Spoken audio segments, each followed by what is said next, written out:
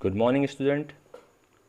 आज हम सप्तम पाठ संहति कार्य साधिका अर्थात जो इसका इसका अर्थ होता है, संहति कार्य साधिका का अर्थ होता है कि कार्य को सिद्ध करने की एकता, यानी कि एकता से ही कार्य सिद्ध होते हैं। जैसे कि देखा गया है कि कोई भी काम हम अकेले करते हैं तो हमें समय लगता है, लेकिन अगर हम कुछ लोगों के साथ मिलकर करें, टीम वर्क करें, तो वो काम जल्दी हो जाता है, इजीली हो जाता है। ओके, सो इस पाठ में जो पैराग्राफ्स बने हुए, जो गद्यांश हैं, उनके माध्यम से हम यही समझें कि किस तरीके से एकता से कार्य को सिद्ध किया जा सकता है। तो अर्थात संहति कार्य साधिका का अर्थ क्या हुआ? एकता कार्य सिद्ध करने वाली है।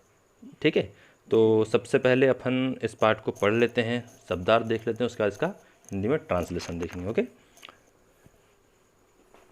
शब्दों को आप प्रॉपरली देखेंगे कि कैसे कैसा प्रोनाउंसिएशन किया जा रहा है। ठीक है, थोड़े से शब्द इस पार्ट में थोड़े से कठिन शब्दों का भी उपयोग किया गया, थोड़े से बड़े शब्द हैं, लेकिन थोड़ा सा अगर हम पेशेंस रख के पढ़ें और उन शब्दों को संधि विच्छेद करके पढ़ें, तोड़ के पढ़ें, तो आसानी से उनको पढ़ सकते हैं। ठीक है, चलिए। शरीरेण एकता बोध भवति, शरीरे विभिन्नानि अंगानि भवन्ति, अंगानाम अम की बिंदी अंगानाम मेलनेन शरीर निर्माणं भवति, अंगानां सहयोगेन एव शरीरं सर्वाणि कार्याणि करोति। वयं नेत्राभ्यां पश्यामः, कर्णाभ्यां शृणुमः, नासिकया जिघ्रामः, जिह्वया स्वादयामः, पादाभ्यां चलामः, हस्ताभ्यां कार्यं कुर्मः, दन्तैः अन्नचर्वणं कुर्मः, मुखेन खादामः, पिबामः, वदामः च। एवं अंगानां सहयोगेन एव शरीरेण सर्वाः क्रियाः भवन्ति। एक चीज़ बता दूं, संस्कृत में एवं का मतलब और से नहीं होता है, हिंदी में एवं लिख दिया मतलब और कहलाता है ना, तो यहाँ पर संस्कृत में एवं यानी इस प्रकार होता है। ठीक है, चलिए। अल्पानाम अपि वस्तूनां सहयोगेन वयं दीर्घाणि कार्याणि कुर्मः, तृणानां मेलनेन रज्जु निर्माणं भवति, रज्जुना शय्या निर्माणं भवति, तेन एव कूपात् घटेन जलं प्राप्नुमः, रज्जुना बलशाली गजः अपि बध्यते, पुष्पैः मालायाः निर्माणं भवति, मालाभिश्च देवानां पूजनं वयं कुर्मः, महन्ति कार्याणि बहुभिः जनैः एव पूर्णानि भवन्ति, न तु एकेन जनेन, बहुभिः क्रीडकैः एव क्रीडनं भवति, विभिन्नैः मुद्रितपत्रैः पुस्तकनिर्माणं भवति, पर्णैः पुष्पैः फलैः शाखाभिः च वृक्षः शोभते, तन्तुभिः वस्त्रनिर्माणं भवति, पञ्चभिः अङ्गुलीभिः मुष्टिः भवति, बहूनाम् अराणां सहयोगेन चक्रनिर्माणं भवति, एकया एकया स्टिकया गृहनिर्माणं भवति, एकेन एकेन बिन्दुना घटः पूर्णः भवति, तदा वयं जलं पिबामः, उक्तञ्च जलबिन्दुनिपातेन क्रमशः पूर्यते घटः, जलबिन्दुनिपातेन। एक साथ पढ़ेंगे तो क्या बनेगा? जलबिन्दुनिपातेन। 3-4 वर्ड हैं, लेकिन एक साथ लिखें। जलबिन्दुनिपातेन क्रमशः पूर्यते घटः, अतः संहति एव कार्यसाधिका भवति, अनेकतायाम् एकता अस्माकं भारतदेशस्य गौरवसूत्रम् अपि अस्ति। उक्तम यानी कि कहा गया है, अल्पानामपि वस्तूनां संहतिः कार्यसाधिका, अल्पानाम अपि वस्तूनां, अल्पानाम अपि, ये देखिए लिखा, ये अल्पानाम अपि, तो ये दोनों को साथ में करके लिखा, तो मपि, ये यहाँ हलंत लगा था, हलंत हट गया तो ये आ इसमें जुड़ गया तो म हो गया, ये मपि बन गया। तो वैसे यहाँ अल्पानाम अपि वस्तूनां संहतिः कार्य साधिका, आप इसको अल्पानाम अपि बोलो या अल्पानाम अपि बोलो, दोनों ठीक है। ठीक है, त्रणैर्गुणत्वमापन्नैर्बध्यन्ते मत्तदन्तिनः, त्रणैर्गुणत्वमापन्नैर्बध्यन्ते। क्लियर? एक बार फिर से सुनेंगे, त्रणैर्गुणत्वमापन्नैर्बध्यन्ते। इन शब्दों को बार बार बोलने का आपको प्रयास करना है, पढ़ना है, तभी आप इनको अच्छे से पढ़ पाएंगे। ठीक, चलिए अब अपन फटाफट से इसके शब्दार्थ देख लेते हैं, उसके बाद इसका अपन ट्रांसलेशन देखेंगे।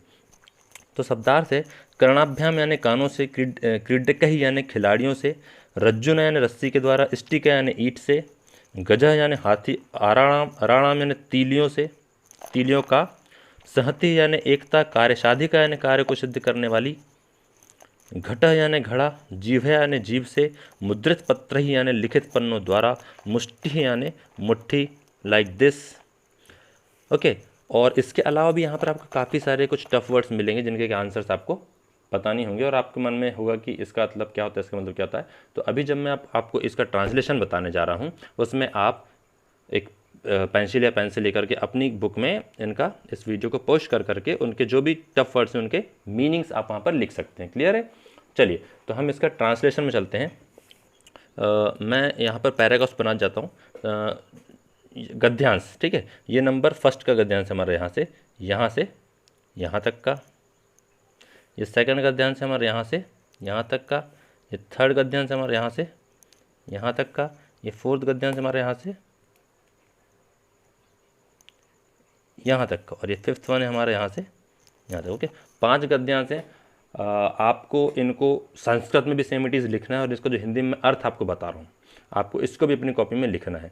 मैं वीडियो के कुछ देर बाद आपको इसका हिंदी में लिखा हुआ अर्थ के नोट्स भी प्रोवाइड करा दूंगा, लेकिन उससे पहले आई होप कि आपने इसका शब्दार्थों को कॉपी में लिख ही लिया होगा।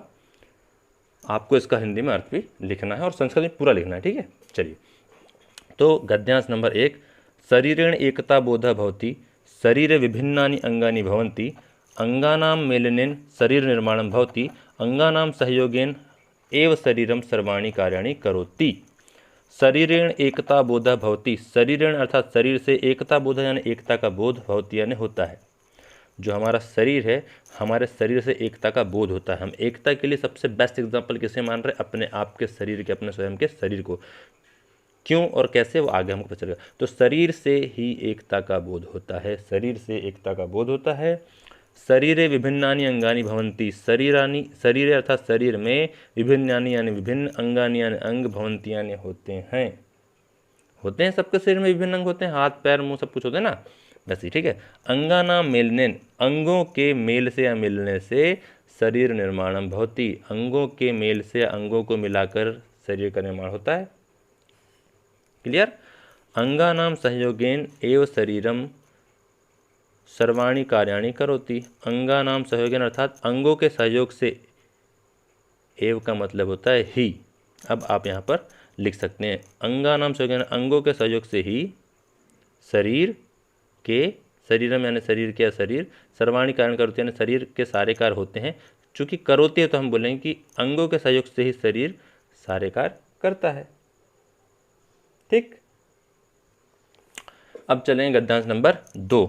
वयम नेत्राभ्याम पश्यामः, कर्णाभ्याम शृणुमः, नासिकया जिघ्रामः, जिह्वया स्वादयामः, पादाभ्याम चलामः, हस्ताभ्याम कार्यं कुर्मः, दन्तैः अन्नचूर्णं कुर्मः, मुखेन खादामः, पिबामः, वदामः च, एवं अंगानां सहयोगेन एव शरीरेण सर्वा क्रिया भवन्ति। वयम नेत्राभ्याम पश्यामः, वयम यानी हम, नेत्राभ्याम यानी आँखों से, पश्यामः अर्थात देखते हैं, हम आँखों से देखते हैं। कर्णाभ्याम शृणुमः, कर्णाभ्याम अर्थात कानों से, शृणुमः यानी सुनते हैं। नासिकया जिघ्रामः, नासिका अर्थात नाक से, जिघ्रामः अर्थात सूंघते हैं, ठीक, नाक से सूंघते हैं। जिह्वया स्वादयामः, जिह्वा जिभली, जीभ से, टंग से, जीभ से स्वाद प्राप्त करते हैं, स्वाद लेते हैं, किसी चीज़ का स्वाद चखते हैं। क्लियर? पादाभ्याम चलामः, पादाभ्याम अर्थात पैरों से चलते हैं। हस्ताभ्याम कार्यम कुर्मः, हस्ताभ्याम अर्थात हाथों से कार्य करते हैं। दन्तैः अन्न च्वर्णम कुर्मः, अन्न च्वर्णम का मतलब होता है अन्न को चबाना, कुर्मः यानी करते हैं। तो दांत से क्या करते हैं? अन्न चबाते हैं, खाना चबाते हैं। मुखेन खादामः, पिबामः, वदामः च, च का मतलब होता है और। मुखेन यानी मुंह से, खाते हैं, पीते हैं और बोलते हैं, ठीक। मुंह से खाते हैं, पीते हैं और बोलते हैं।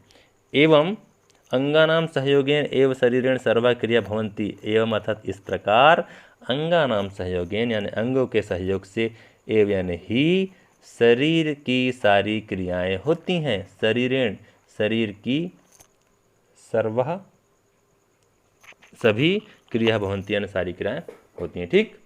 क्लियर है? समझ में आया? समझ में नहीं आया तो वीडियो को पॉज करके थोड़ा सा पीछे करके फिर से देख लेना, ठीक है। चलिए, गद्यांश नंबर 3।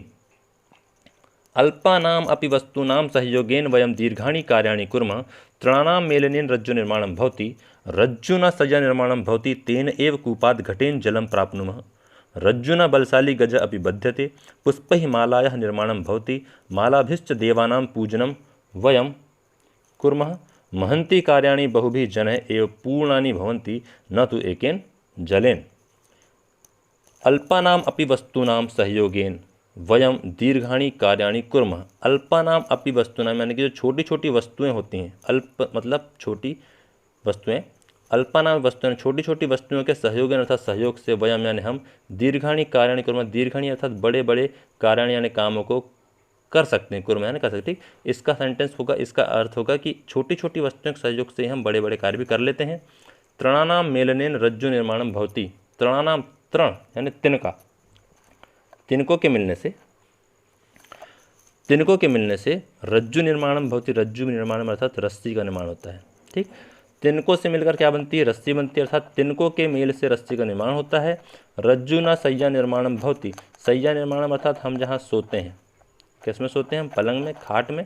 रस्सी की गुत्थी हुई को खाट बोलते हैं। तो रस्सी से खाट बनती है, खाट का निर्माण होता है। तेन एव कूपाद घटेन जलम प्राप्नुमः। तेन अर्थात उससे, एव यानी ही, उससे ही, किससे ही? रस्सी से ही, कूपात यानी कुएं से, घटेन यानी घड़े की मदद से, घड़े को बांधकर जलम प्राप्नुमः अर्थात जल प्राप्त करते हैं। पहले बाल्टियाँ नहीं होती थी, मिट्टी के घड़े होते थे, उन घड़े में रस्सी बांधते थे और उन रस्सी से बांध के उस घड़े को कुएं में डुबा के पानी निकालते थे। ठीक, तो तेन यानी उससे ही, कुएं से, घड़े की मदद से जल प्राप्त करते हैं। रज्जुना बलशाली गजः अपि बध्यते। रस्सी से, रज्जु ने रस्सी से, बलशाली अर्थात ताकतवर गजः यानी हाथी को भी, अपि यानी भी, बध्यते बांध सकते हैं। एव यानी ही, अपि यानी भी। छोटे छोटे शब्द हैं, आपको इनके अर्थ याद रहने पड़ेंगे। ठीक है, रज्जुना बलशाली गजः अपि बध्यते। रस्सी से ही बलशाली हाथी को भी बांधा जाता है, बंध जाता है। पुष्पैः मालायाः निर्माणं भवति। फूलों से ही जो होती है माला का निर्माण होता है, हार बनता है। मालाभिश्च देवानां पूजनम वयम कुर्मः। और माला से हम क्या करते हैं? मालाओं से देवानां अर्थात देवताओं की पूजा करते हैं हम। वयम कुर्मः यानी हम करते हैं, तो माला से हम देवताओं की पूजा करते हैं। महन्ति कार्याणि बहुभिः जनैः एव पूर्णानि भवन्ति। महन्ति यानी कि जो बड़े बड़े कार्य होते हैं, महन्ति यानी महान जो कार्य होते हैं, महन्ति कार्य बड़े बड़े महान कार्य, बहुभिः जन यानी बहुत से जनों के या लोगों के, एव यानी पूर्णानि, एव पूर्णानि भवन्ति ही पूरे होते हैं। बड़े बड़े कार्य बहुत से लोगों के सहयोग से ही पूरे होते हैं। न तु एकेन जनेन, न कि किसी एक से। ठीक, ना किसी एक व्यक्ति से। क्लियर है? आगे चलते हैं। बहुभी, गद्यांश नंबर 4। बहुभी क्रीडकैः एव क्रीडनं भवति। विभिन्नैः मुद्रितपत्रैः पुस्तक निर्माणं भवति। पर्णैः पुष्पैः फलैः शाखाभिः च वृक्षः शोभते। तन्तुभिः वस्त्रनिर्माणं भवति। पंचभिः अङ्गुलिभिः मुष्टिः भवति। बहूनाम् अराणां सहयोगेन चक्रनिर्माणं भवति। एके एके अष्टिके गृहनिर्माणं भवति। एकेन एकेन बिन्दुना घटः पूर्णः भवति। तदा वयं जलं पिबामः। उक्तच्च जलबिन्दु निपातेन क्रमशः पूर्यते घटः। बहुभिः क्रीडकैः एव क्रीडनं भवति। बहुत से खिलाड़ियों से ही, बहुभिः यानी बहुत से, क्रीडकैः यानी खिलाड़ियों से, एव यानी ही, क्रीडनं भवति खेल होता है। विभिन्नैः मुद्रितपत्रैः पुस्तक निर्माणं भवति। विभिन्न यानी कि बहुत सारे जो मुद्रित यानी प्रिंटेड या छपे हुए पन्ने होते हैं, जैसे ये छपे हुए बहुत सारे पन्ने, ऐसे ही तो बहुत से छपे हुए पन्नों से ही पुस्तक का निर्माण होता है, बुक बनती है। पर्णैः पुष्पैः फलैः शाखाभिः च वृक्षः शोभते। पर्णैः यानी पत्ते, पुष्पैः यानी फूल, फलैः यानी फल, शाखाभिः यानी शाखाएं, ब्रांचेस, च यानी और, वृक्षः शोभते। तो पत्ते, फूल, फल और शाखाएं वृक्ष से शोभा देती हैं, वृक्ष में शोभा देती हैं। तंतु भी वस्त्र निर्माणम भवति। तंतु भी यानी, तंतु यहाँ पर हम रेशों को बोल सकते हैं, धागों को बोल सकते हैं। तो धागों से क्या बनता है? वस्त्र का निर्माण होता है, कपड़े बनते हैं। भवति यानी होता है। पंचभी अंगुली भी मुष्टि भवति। पंचभी यानी 5 उंगलियां मिलकर एक मुट्ठी का निर्माण करती हैं। जैसे ये 5 उंगलियां हैं, 5 को मिल गई तो मुट्ठी बन गई। बहुनाम अराणाम सहयोगेन चक्र निर्माण भवति। बहुत सी आरियों के, आर्य अर्थात तीलियाँ, ठीक, बहुत सी तीलियों के सहयोग से एक चक्र का निर्माण होता है। अगर आपको एक चक्र बनाने को कहा जाए तो आपको उसमें क्रॉस में बहुत सारे वो लगानी पड़ेंगी ना, आरियाँ, जिनको तीलियाँ बोलते हैं हम। ठीक। एक या स्टिक या घर निर्माण भवति, एक एक ईंट से क्या बनता है, घर का निर्माण होता है। एकेन बिंदुना घट पूर्ण भवति, एक एक बिंदु से घड़ा पूरा भरता है, होता है। तदा वयम जल पीमा, तब जाकर हम जल पी पाते हैं। अगर घड़े में एक बूंद रहेगी तो क्या हम पी पाएंगे, वो तो घड़ा खुद ही सोख लेगा ना उसको। और उक्तच यानी कहा भी गया है कि जल बिंदु निपातेन क्रम से पूरते घट। जल बिंदु निपातेन का अर्थ होता है लगातार जो जल की बूंद गिरती है। जल बिंदु निपातेन जल की बूंद का गिरना, क्रम से यानी लगातार, पूरते यानी पूरा होता है, घटा यानी घड़ा। तो जल की बूंद के लगातार गिरने से घड़ा पूरा भरता है। क्लियर। अगर जल की बूंद गिरते गिरते रुक जाएगी, घड़ा नहीं भर पाएगा, लेकिन वो बूंद लगातार गिरती रहेगी तो एक समय ऐसा है कि वो घड़ा भर जाएगा। ठीक। अब गद्यांश नंबर 5वां और अंतिम। अतः संहति एवं कार्य साधिका भवति, इसीलिए, अतः यानी इसीलिए, संहति एवं कार्य साधिका भवति, जो एकता है वो ही, एकता ही कार्य में सहायक सिद्ध होती है, कार्य की साधिका है। ठीक। अनेकतायाम एकता अस्माकं भारत देशस्य गौरवसूत्रम अपि अस्ति। अनेकतायाम एकता अर्थात अनेकता में एकता, अनेकता में एकता, अस्माकं माने हमारे भारत देश का, भारत देश से भारत देश का, गौरव सूत्रम अपि अस्ति, गौरव सूत्र है। उक्तम कहा भी गया है कि अल्पानाम वस्तूनाम संहति कार्य साधिका त्रणैर गुणत्वमापन नैर्बध्यन्ते मत्तदन्ति न। अल्पनाम अभी वस्तुनाम यानी छोटी वस्तुओं की एकता भी, अल्पनाम अभी वस्तुनाम संहति कार्य साधिका, छोटी वस्तुओं की जो एकता है वो भी कार्य में सहायक सिद्ध होती है।